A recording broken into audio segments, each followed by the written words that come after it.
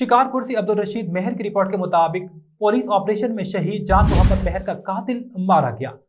काजी बुच्चल भयो थाने की हदूद में कच्चे इलाके में पुलिस की मुबैना ऑपरेशन में शहीद सहाफी जान मोहम्मद मेहर का कातिल शेर मोहम्मद उर्फ शेरू को हलाक कर दिया गया। दीगर क्रिमिनल के जख्मी होने की भी इत्तला है।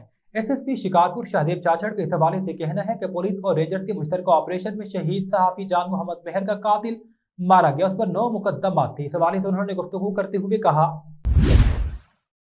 एक तो असांजो ऑपरेशन बचल भय में हाणे रिसेंटली शुरू थियो आहे। इनके टियों ॾींहं अॼु असां पंहिंजो पुलिस जो कैंप स्टैब्लिश कयोसीं। रेंजर्स भी असां सां गॾु आहिनि ऑपरेशन में।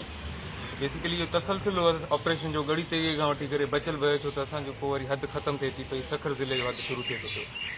असांजो ऑपरेशन हले थो, जेका असांजा टारगेट्स हुया उनमें जेको शेरल महर आहे, शहीद जान मोहम्मद महर केस में जेको मेन जवाबदार आहे, इहो उन जतोई जेको जवाबदार आहे, जेको असांजो टारगेट हुयो उन सां गॾु रहियो पियो।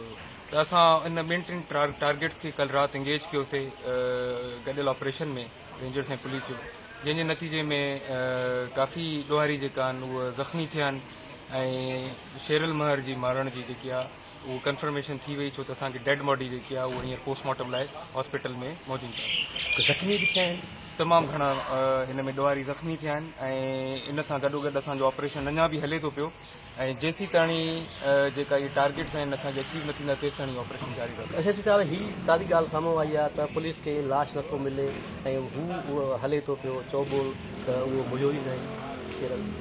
डेड बॉडी हींअर उनजी पिक्चर तव्हांजे साम्हूं अची वई आहे जेकी जवाबदार जी आहे, ऐं उनजे अलावा हींअर डेड बॉडी हॉस्पिटल जेकी तालका अस्पताल आहे पुलिस रिसीव कई आहे, असां वटि रिसीव थी आहे। हींअर डेड बॉडी हुते मौजूदु आहे ऐं तव्हां बि हली करे ॾिसी सघो था पिया। किथे हिते शिकारपुर लखी THP में। अच्छा, छा